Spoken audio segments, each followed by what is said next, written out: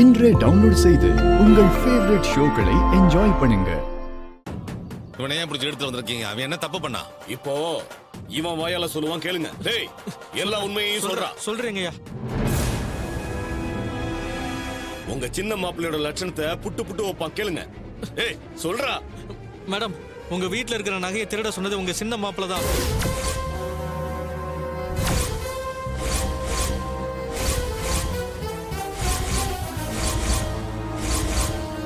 டேய், அந்த ஆதாரத்தை காட்டுறா.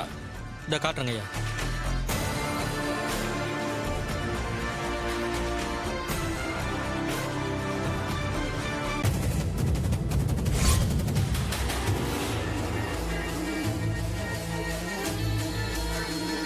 இப்ப தெரியுதா உங்க டிரைவர் மாப்பிள்ளையோட யோகியதை?